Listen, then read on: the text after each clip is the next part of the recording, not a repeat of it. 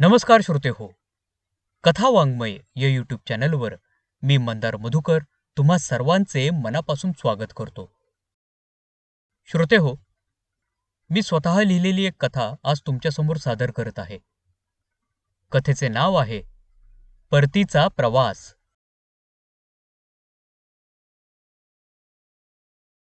संतोष उत्तम प्रतीचा गिर्यारोहक, बऱ्याच पर्वतारोहणाच्या मोहिमा यशस्वी केलेला असा अनुभवी गिर्यारोहक एकदा असाच सहकाऱ्यांबरोबर ट्रेकिंग करताना त्याची गिर्यारोहणाची रस्सी तुटते आणि तो डोंगरातल्या एका खोल विहिरीसारख्या दिसणाऱ्या खड्ड्यात पडतो. पण तो खड्डा खूप खोल असतो, इतका खोल की संतोषचा आवाज वरपर्यंत जाणे अशक्यच. पण त्याच्या लक्षात येते की हा फक्त खड्डा नसून त्यातून एक गुहेसारखी वाट आहे. मग संतोष विचार करतो की यातूनच हळूहळू वाट काढत काढत या गुहेतूनच कदाचित आपण डोंगराच्या दुसऱ्या बाजूला पोहोचू. मग तो अगदी धैर्याने त्या गुहेतून सांभाळून आतमध्ये शिरतो. त्याने अडकवलेल्या बॅगेत ठेवलेली टॉर्च बाहेर काढतो व ती चालू करतो. त्या टॉर्चच्या प्रकाशामध्ये त्याला फक्त गुहेमधील पोकळ वाट दिसत होती, तरी देखील तो आत तसाच जात राहतो. मधूनच त्याला अतिशय थंड बर्फासारखी वाऱ्याची झुळूक जाणवते.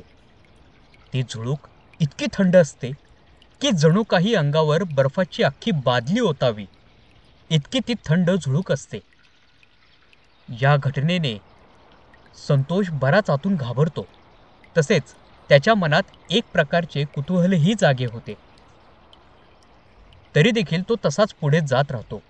यातून त्याला एक अंदाज येतो की ज्या अर्थी वाऱ्याची झुळूक या डोंगरातल्या गुहेतून येत आहे, त्या अर्थी बाहेर जाण्याचा मार्ग नक्कीच आपल्याला मिळणार. पण लवकरच त्याच्या कुतूहलाचा त्याला पश्चाताप होऊ लागतो, कारण जाता जाता खाली त्याला मानवी हाडे दिसतात. तो परत मागे वळण्याचा विचार करतो, पण मागे त्याला पूर्ण काळाकुट्ट अंधार दिसत असतो.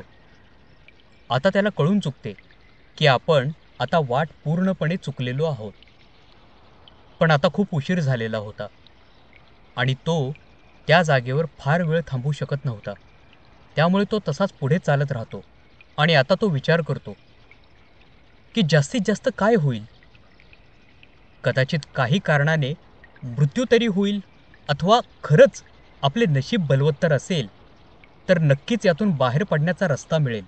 संतोष असाच पुढे अजून खोलवर त्या गुहेमध्ये जातो. तोच त्याला आता सरळ लांब रेषेत प्रकाशाचा एक छोटासा बिंदू चमकताना दिसतो. आता संतोषची पावले झपाझप पुढे पडू लागतात.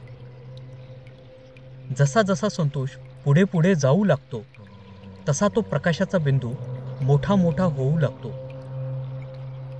त्याची पूर्णपणे खात्री पटते की हेच या गुहेमधून बाहेर पडण्याचे दुसरे टोक आहे. आता मात्र संतोष पुढे जाता जाता गुहेच्या दुसऱ्या टोकापर्यंत पोहोचतो. हाच गुहेतून बाहेर पडण्याचा दुसरा मार्ग होता. पण ज्या वेळेस तो अगदी निरखून बघतो तेव्हा त्याच्या लक्षात येते की हा दुसरा असा कोणताही मार्ग नाही, तर हा फार मोठा पांढरा शुभ्र जवळजवळ 10 ते 12 फूट उंच परिघाचा वर्तुळाकार गोळा आहे. आणि त्या पांढऱ्या शुभ्र गोळ्यातून अशा थंडगार वाऱ्याची झुळूक उत्सर्जित होत होती. जेव्हा संतोषने त्या गोळ्याला स्पर्श केला तेव्हा तो गोळा चमत्कारिकरित्या चमकू लागला. त्या गोळ्यातून एक आवाज आला, बरं झालं तू आलास, मी तुझीच वाट बघत होतो. हे ऐकून संतोष पूर्णपणे घाबरला व त्याच्या सर्वांगाला घाम फुटला आणि त्याला आता पुढे नेमके काय बोलावे तेच कळत नव्हते. तो घाबरत घाबरत थोडा थोडा मागे जाऊ लागला. तेवढ्यात तो गोळा म्हणाला, घाबरू नकोस, तुझी मदत करण्याची माझी इच्छा आहे. संतोष घाबरत घाबरत म्हणाला, मदत? कसली मदत? मला सगळं माहीत आहे. सगळं माहीत आहे? म्हणजे तुला नेमकं काय सगळं माहीत आहे? आणि मला एक सांग, तू नेमका आहेस काय आणि तू नेमका आहेस कोण? कोण आहेस तू? मी एक दरवाजा आहे. म्हणजे तुला नेमकं सांगायचंय काय? फार कमी लोक असतात जी स्वतःची पूर्णपणे व्यवस्थित जाणीव राखून माझ्यासमोर उभे राहतात. पण मनुष्य इथे येऊन बोलण्याच्या मनस्थितीत अजिबात नसतो.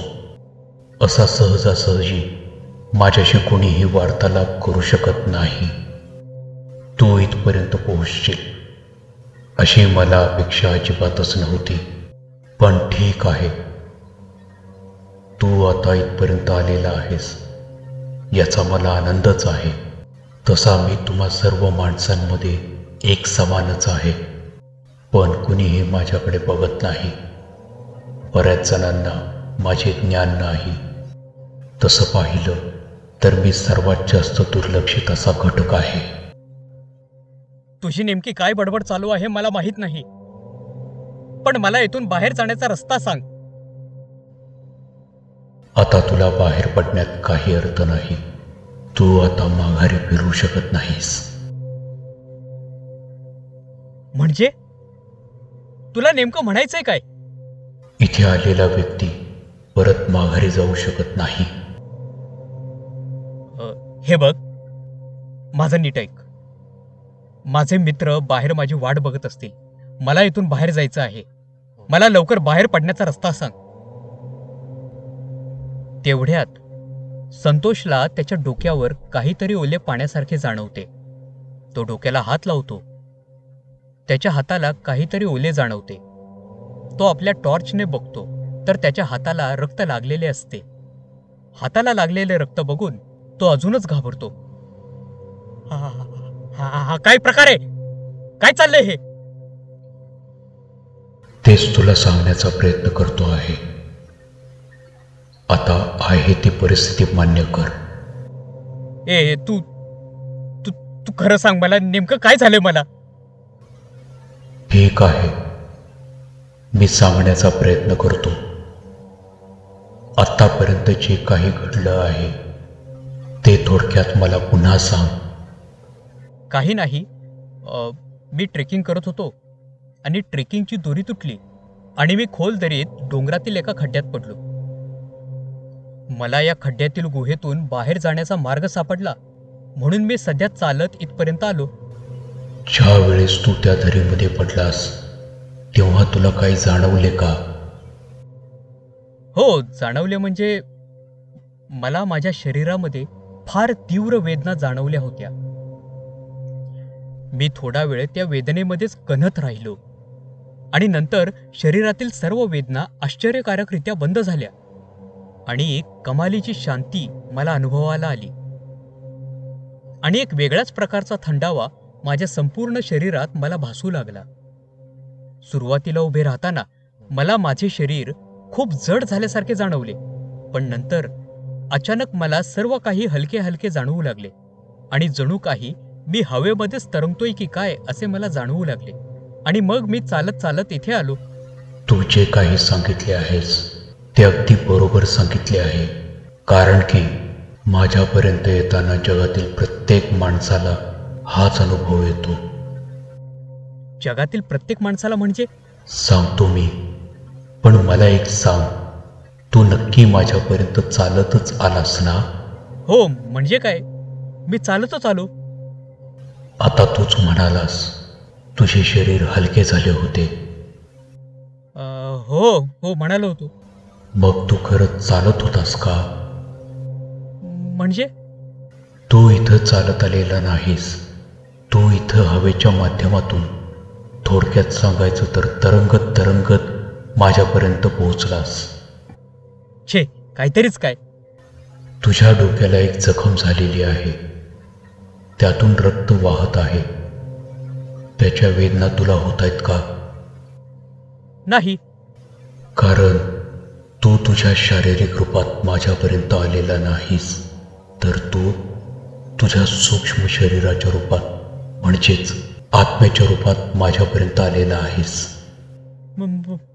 म्हणजे मी? तू आता मेलेला आहेस. तुझा मृत्यू झालेला आहे. हे कसं शक्य आहे? माझा अजूनही विश्वास बसत नाहीये. मी तुला आता तू जिथे पडला होतास तेथील दृश्य दाखवतो. असे म्हणून त्या गोळ्याने त्याला ते दृश्य दाखवले. त्यामध्ये रेस्क्यू टीम त्या संतोषचे प्रेत दोरीला बांधून वर नेत होते. संतोष आता जोर जोरात रडू लागतो. हे कसे शक्य आहे? अजून मला आयुष्यात खूप काही करायचे होते.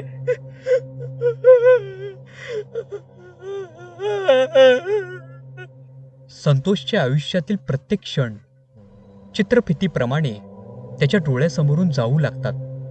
आता तो रहस्यमयी गोळा म्हणतो, ज्याला तू गुहा समजतोस ती गुहा नसून हा मृत्यूनंतरचा परतीचा प्रवास आहे, जो प्रत्येक आत्म्याला करावाच लागतो.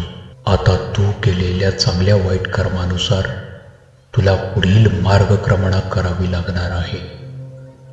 आता संतोषची आत्मा नकळतरित्या त्या पांढऱ्या गोळ्यामध्ये प्रवेश करते. कथा समाप्त. श्रोते हो, तुम्हाला देखील अशाच नवनवीन कथा ऐकायच्या असतील तर कथा वाङ्मय या यूट्यूब चॅनलला कृपया लाईक करा, शेअर करा आणि सबस्क्राईब करा.